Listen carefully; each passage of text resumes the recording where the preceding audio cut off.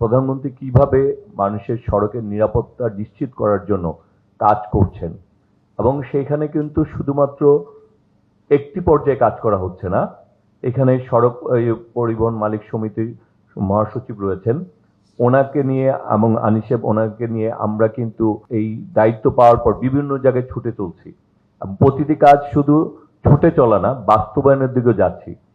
প্রথমে যদি আসা যাক, ঢাকা সিটিকে আমরা নিরাপদ করার জন্য, আমরা যানজট মুক্ত করার জন্য যে উদ্যোগটি গ্রহণ করা হলো, প্রথম উদ্যোগ গ্রহণ করা হলো যে ঢাকা সিটির যে 4টা বাস টার্মিনাল রয়েছে, যে জেলা বাসগুলি রয়েছে, সেগুলিকে যাতে ঢাকার বাইরে নিয়ে যাওয়া যায়, কেরানীগঞ্জ, তারপরে সেটা হচ্ছে কাশপুর ব্রিজ, তারপরে এদিক দিয়ে মহাখালী, যে তারপরে গাবতলী, সবগুলিকে ডিসেন্ট্রালাইজ করা হয়েছে।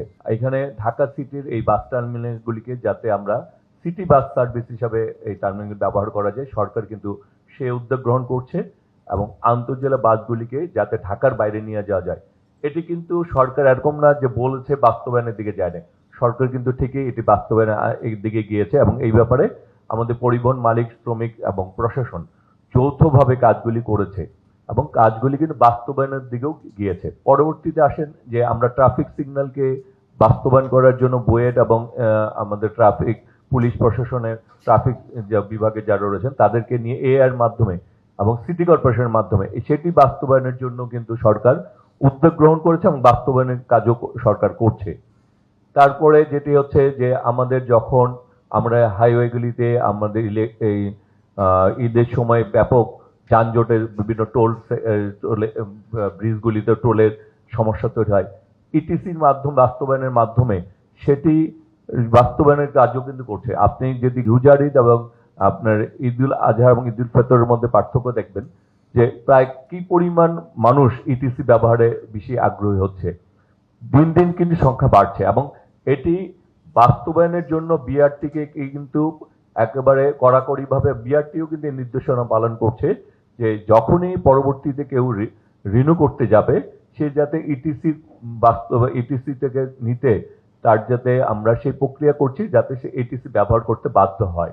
আমরা চাচ্ছি কোনো দুর্ঘটনা আমরা চাই না, কিন্তু দুর্ঘটনা সারা বিশ্বে ঘটে, আমাদের ঘটছে, কিন্তু আমরা এটা কমাতে চাই।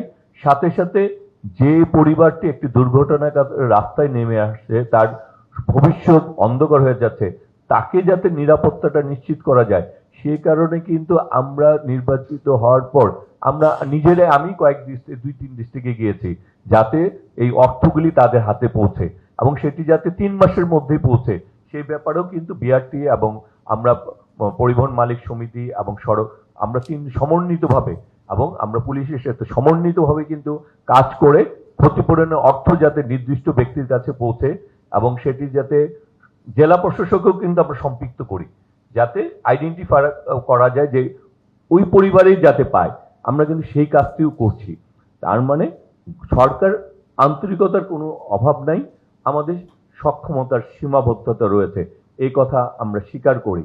কারণ হচ্ছে আমরা যখন কোনো উন্নয়ন প্রকল্প করতে যাই, আমাদেরকে বিদেশি অনেক দাতা সংস্থার প্রতি আমাদের নির্ভরশীলতা থাকে, এবং দাতা সংস্থাগুলি আমরা যেভাবেই বলি না কেন, তারা তাদের নিজস্ব চিন্তা ভাবনার বাইরে যেতে চায় না।